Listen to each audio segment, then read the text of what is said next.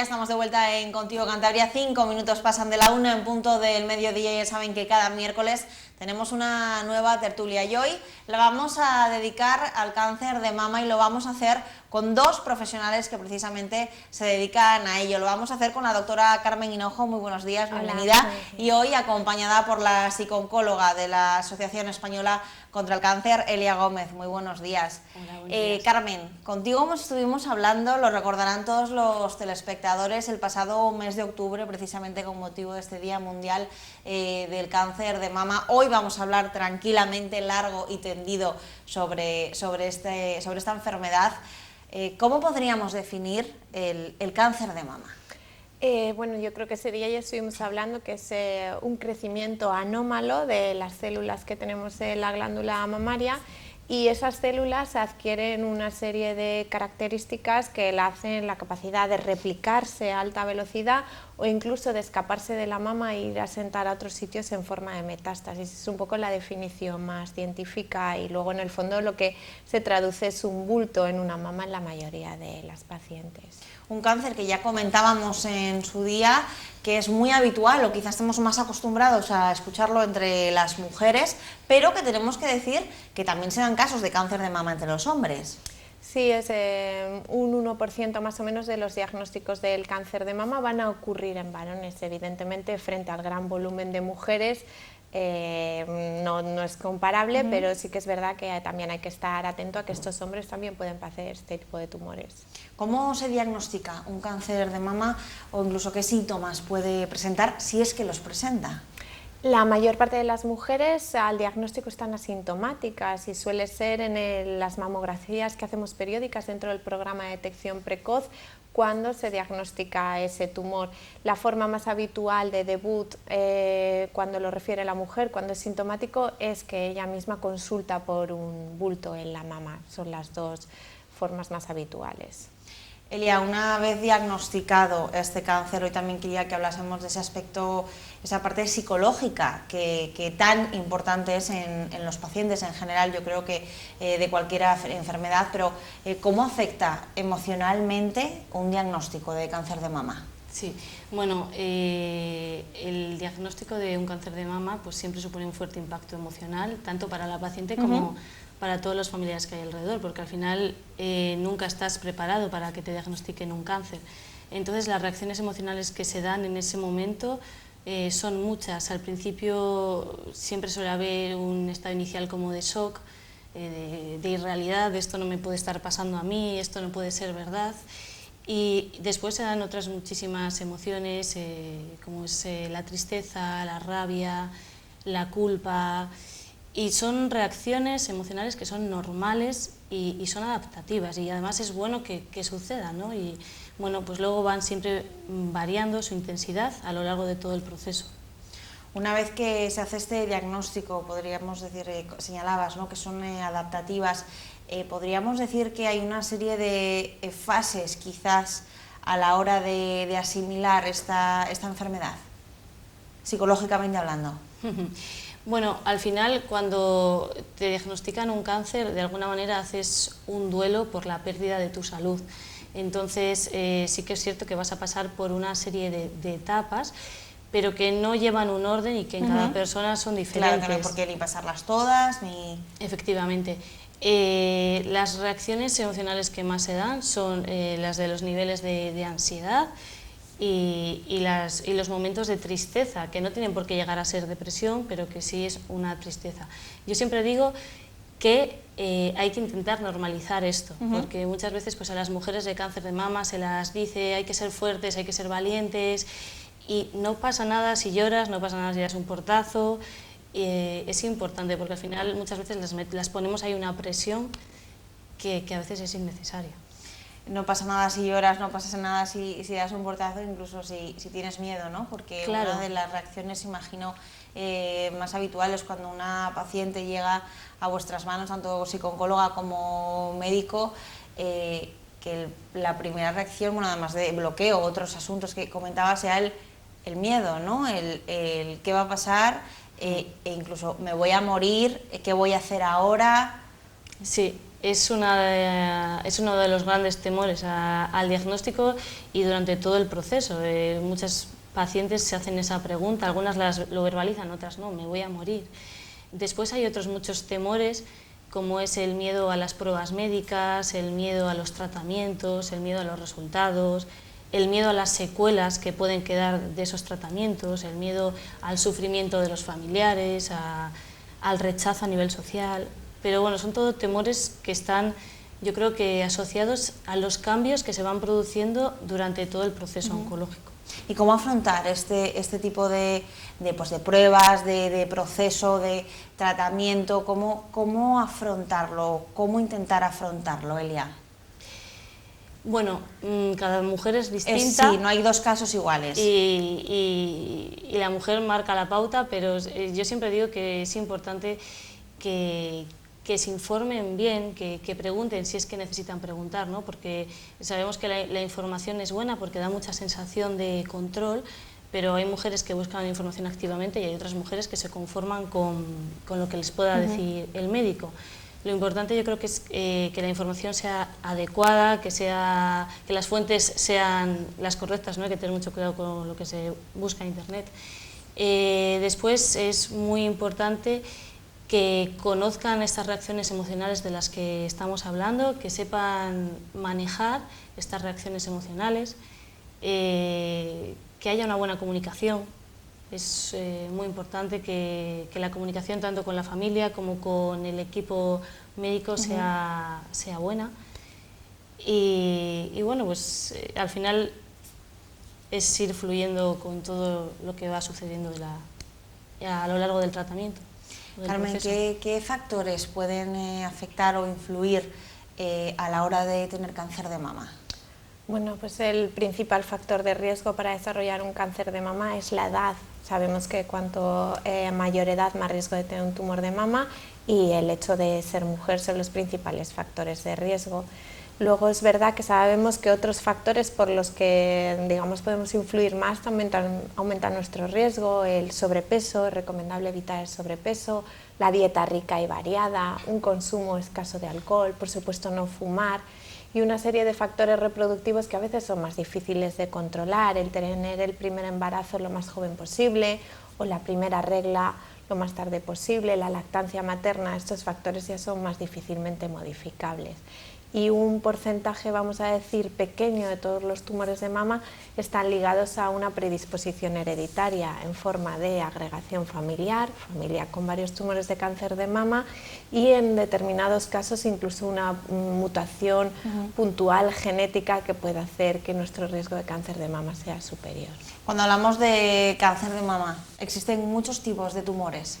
Sí, uno de los grandes, vamos a decir, hitos o revoluciones en los últimos años es un buen diagnóstico, y las técnicas moleculares ahora nos lo permiten, y es imprescindible esta parte del diagnóstico porque de esta forma podemos clasificar el tumor de mama en 3 subtipos, y estos 3 subtipos van a tener diferentes tratamientos, y es un poco lo que hablamos ahora de los tratamientos personalizados. Hay tumores de mama que se van a tratar con quimioterapia, hay tumores de mama que se tratarán con hormonoterapia y hay tumores de mama que se tratarán con otras moléculas. A la hora de estos subtipos de tumores, efectivamente se ha avanzado mucho, ¿no? en los últimos años, pero ¿en qué otros aspectos del cáncer de mama se ha avanzado también? Pues además de la clasificación molecular, yo creo que es importante los avances terapéuticos. Eso es un tumor en el que se desarrollan múltiples fármacos y cada año conocemos nuevos fármacos que son eficaces en estas mujeres. Además de los avances terapéuticos, yo creo que también hay que recalcar las nuevas plataformas genómicas que nos permiten saber qué mujeres se benefician de quimioterapia y en qué mujeres podemos evitar esa quimioterapia y sus efectos secundarios, y por supuesto los avances en cuanto a otras técnicas de imagen que siempre van a colaborar, los avances en la cirugía, los avances en la radioterapia que permiten nuevas técnicas menos agresivas. Yo creo que es un tumor en el que se ha avanzado especialmente en los últimos años. En los aspectos físicos, en esos efectos secundarios a la hora de tener un cáncer de mama, que efectivamente, como decimos, no hay 2 casos iguales, cada persona le afecta de una manera, pero en el aspecto psicológico, esos cambios físicos, Elia, imagino que también afecten mucho al paciente, ¿no? Sí, con la mujer que sufre cáncer de mama pues es un tema que les afecta bastante, pues la pérdida del cabello, las mastectomías, son temas que provocan mucha inseguridad en las mujeres, que provocan muchas veces baja autoestima. Entonces, bueno, pues esto es otro de los grandes temas que tratamos con ellas. Cómo poder afrontar esto, cómo poder adaptarte a esos cambios de imagen corporal y todo lo que deriva de ello, porque muchas veces se dan problemas con las parejas, entonces es muy importante ahí que haya una muy buena comunicación en la pareja, es clave. A la hora de hablar de avances que nos comentabas, Carmen, también tenemos que hablar de la supervivencia, ¿no? Que todos estos avances que se han ido logrando con el paso de los años nos tienen que llevar a decir que efectivamente es uno de los tumores más diagnosticados en nuestro país, pero que tiene también muy buenas tasas, muy buen diagnóstico, ¿no? Que tampoco, o sea, entiéndeme que tenemos que dar también ese mensaje esperanzador, ese mensaje positivo. Efectivamente, cada vez escuchamos más el tema del cáncer de mama, pero también hay mejores tasas de supervivencia. La supervivencia en los últimos años pues ha pasado igual del 70% al 90%. ¿Esto qué quiere decir? Que de cada 10 mujeres diagnosticadas de un cáncer de mama tenemos que pensar que 9 más o menos van a estar curadas a largo plazo. Y estos beneficios en supervivencia se deben a varios avances. Es fundamental la mamografía dentro de los programas de detección precoz. Esta mamografía desde los 50 años ha disminuido la mortalidad por este tumor. Recientemente hemos tenido una campaña, un libro que ha escrito otro compañero, un poco desbancando la medicina defensiva, pero no hay que tomarse estas cosas de forma literal. Es imprescindible mantener esas mamografías porque sabemos que es el pilar fundamental en la disminución de la mortalidad por este tumor. Por supuesto, los avances diagnósticos que nos permiten clasificar mejor estos tratamientos y desde luego los avances terapéuticos. Estas han sido las 3 grandes claves para que el tumor de mama sea un tumor que tiene supervivencias pues eso, próximas al 90%, y lo que hay que pensar es que es un tumor muy frecuente, pero que en la mayor parte de los casos efectivamente son mujeres que van a estar curadas a largo plazo. Tenemos que hablar de la prevención, lógicamente, ¿no? Que yo creo que también es otro de los aspectos, otra de las patas que también juega un papel muy importante en este diagnóstico. Pues en prevención yo creo que es importante hacer una educación sanitaria de hábitos saludables. Yo creo que ahora todo el mundo en este país tiene que saber pues, que no se puede fumar, hay que beber muy poco alcohol, una dieta rica y variada y por supuesto el ejercicio físico. Es imprescindible hacer ejercicio físico de forma habitual. Y luego es verdad que en cuanto al cáncer de mama pues hay factores reproductivos que hemos dicho que también es bueno comentarlo a lo mejor con ginecólogo, con médico de cabecera.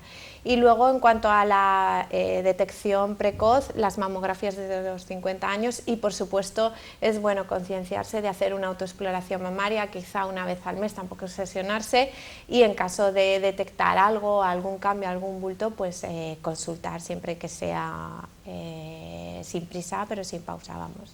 De hecho, recuerdo que la otra ocasión que estuviste aquí hablábamos precisamente de estas mamografías a partir de los 50 años, pero claro, muchas telespectadoras que quizá nos vean que tengan menor edad, claro, pensarán, y hasta los 50 años, ¿de qué manera nosotras, además de esos hábitos de vida saludable, el no fumar, el hacer deporte, vida sana, de qué manera podemos colaborar en esta prevención? Y uno de ellas es esa autoexploración, ¿no? Sin obsesionarnos. Sí, que la autoexploración es verdad que no ha sido como la mamografía que ha disminuido mortalidad, pero sí que es algo de lo que está bien estar concienciadas y desde luego evitar casos en los que se conoce el bulto desde hace tiempo y se consulta de forma tardía.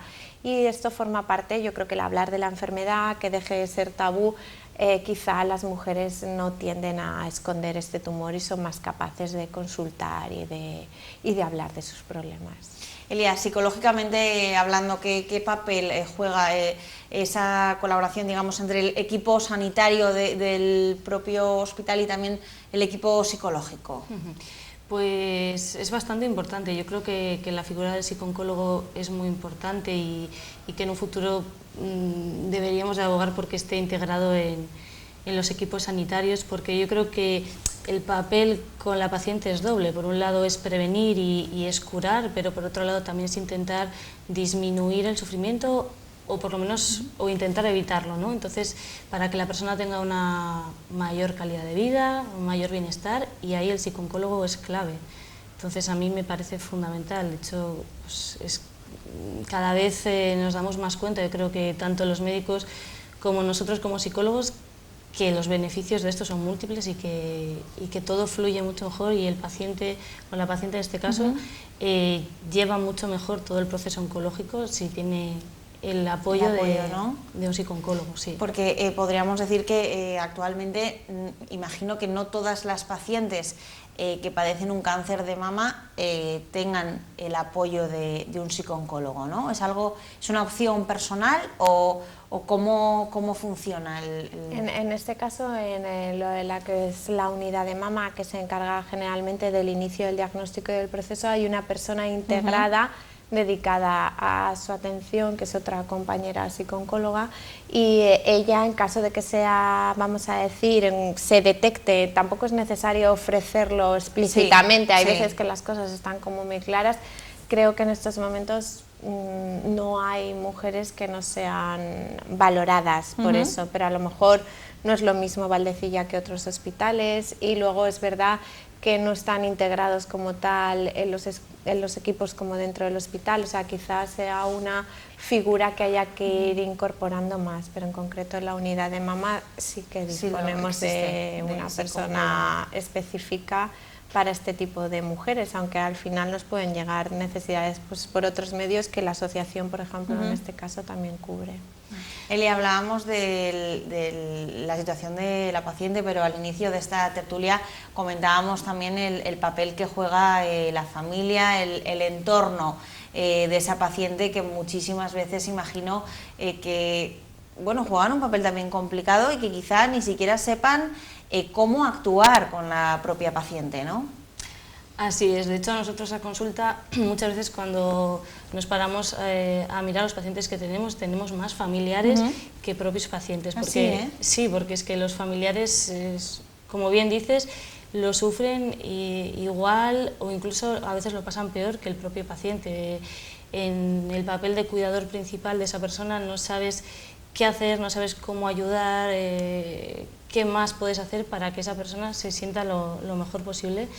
Y muchas veces pues se da sobrecarga en los familiares que también hay que abordar, claro que sí.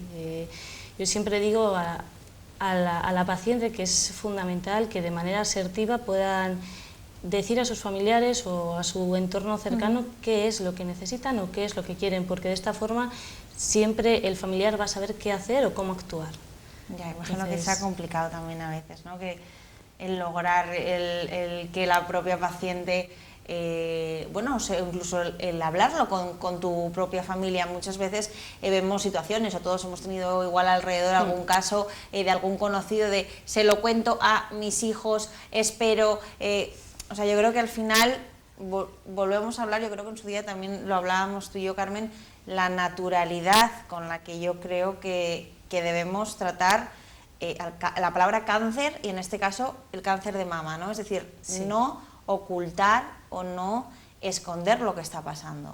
Sí, la palabra cáncer tiene muchísimas connotaciones, afortunadamente cada vez menos, pero claro, eso hace que muchos pacientes pues tengan esos miedos y esos temores de los que hemos hablado y les cueste hablar de ello, ¿no? Y es hablar con la mayor naturalidad y con la mayor normalidad posible. Con los hijos también, siempre tenemos esa tendencia como adultos a sobreproteger a los niños, y los niños al final se enteran de todo porque hacen una muy buena lectura también de la comunicación no verbal, y es importante, adaptado a su edad y adaptado a su comprensión, explicarles qué es lo que está pasando, pues si no después siempre los niños de una manera o de otra sienten algo, perciben algo, se enteran y se sienten excluidos. Y hay que incluirles dentro de una familia pues, que está atravesando un momento difícil, pero que todo se abarca con normalidad y naturalidad. ¿Consideráis que precisamente en este aspecto de hablar con naturalidad, de sensibilizar a la gente, también en el tema de la prevención, en el que seamos conscientes, se está avanzando? ¿Se ha avanzado? Yo creo que en la naturalidad mucho. Sí, ¿no? Es decir, las mujeres ahora viven el diagnóstico como algo que evidentemente es malo, pero antes lo vivían como algo malo y algo tabú de lo que nadie se podía enterar, y ahora no lo viven tan así. Muchas además tienen familiares o gente, amigas en el entorno que ya lo han vivido, que lo han exteriorizado y que lo han compartido con ellas. Entonces incluso a veces vienen acompañadas de alguien que ya lo ha tenido. O sea que yo creo que la naturalidad, las mujeres han hecho mucho, han destapado mucho la enfermedad y eso evidentemente tiene que ayudar. Elia, ¿estás de acuerdo? Totalmente de acuerdo. Afortunadamente eso es algo en lo que cada vez las mujeres van avanzando más y creo que es el camino que hay que seguir tomando con esto. ¿Y de qué manera podemos nosotros en nuestro día a día continuar poniendo nuestro granito de arena a la hora de sensibilizar ante este tipo de enfermedades? Bueno, yo creo que la sensibilidad ahora pues, es mucha, es decir, participamos de muchas maneras, por ejemplo, pues eso, entrevistas dándole voz a las mujeres, dándole luz. Y yo el otro día tenía una paciente que le encantan ver estas cosas, me gusta que des charlas, me gusta que participes, creo que hay que participar activamente, no solo de forma asistencial, sino también en este tipo de actividades. Eso, pues, por un lado, la asociación también forma parte trabaja mucho la divulgación con las personas, y luego, desde luego, siempre hay que hacer llamamientos a la investigación tanto pública como privada, porque es la que nos lleva hasta aquí. Entonces, muchas veces a las mujeres también hay que hablarlas de ensayos clínicos, de nuevas dianas, de cómo podemos seguir avanzando, y también forma parte de nosotros el hablar de la investigación, no solo en ratones, evidentemente también llega a ser en pacientes. Pero yo creo que ahora la sociedad está muy pro esta corriente. De hecho, no quería que os marchaseis precisamente sin hablar de la investigación, ¿no? Que hablamos mucho de la prevención, hablamos de la sensibilización, pero claro, cuando hablamos de todos estos avances que hemos tenido en todos estos años, y podemos dar estas cifras tan positivas, digamos, de curas de mujeres con cáncer de mama, es todo ello gracias al grandísimo trabajo que se hace día tras día en investigación. Y luego, aparte, yo creo que es una parte a lo mejor de la enfermedad que se ve menos, ¿no? La parte de los científicos, la parte de la básica, son personas a lo mejor no muy reconocidas ni valoradas. El trabajo para sacar adelante una molécula puede ser de 15, 20 años, eso nos permite a lo mejor mejoras en supervivencias del 2%, pero cada una de estas pequeñas mejoras te consigue una supervivencia al final, pues eso, del 20% que hemos mejorado en los últimos años. Entonces, desde la gente de básica, desde la gente que tiene que recaudar fondos para continuar con la investigación pública y privada, y luego desde las mujeres que van a estar participando con nosotros en ensayos clínicos, gracias a ellas también se avanza. Entonces, todos juntos tenemos que seguir trabajando. Nos tenemos que ir despidiendo, pero antes de que os marchéis, en este último minuto podríamos decir, ¿qué le diríais vosotras, cada una de vosotras desde vuestro ámbito profesional, a todas esas mujeres que nos pueden estar viendo ahora mismo? Pues evidentemente no hay que insistir. Yo hay veces que en la consulta me pongo un poco pesada, hay que intentar hacer unos hábitos de vida lo más saludables posibles, es decir, forma parte de nuestro deber, no se puede fumar, hay que evitar el sobrepeso, dieta rica variada, ejercicio físico, las mamografías a partir de los 50 años, y una vez que aparezca la enfermedad, pues intentar estar en las mejores manos y por supuesto intentar buscar el arrope que necesite cada uno en su justa medida, ¿no? Elia. Yo desde la asociación les diría que no duden si creen que necesitan ayuda de cualquier tipo, no solo psicológica, social o de cualquier índole, que llamen, que usen los recursos, bien sea en la asociación o a través de cualquier otra persona, pero que piden ayuda si creen que la necesitan, que no pierden nada. De verdad, muchísimas gracias a las dos por haber estado hoy en Contigo Cantabria y por haber dedicado este tiempo a hablar de algo tan importante como es el cáncer de mama. Muchísimas gracias. Gracias. A ti. Hacemos una breve pausa y no se vayan porque volvemos.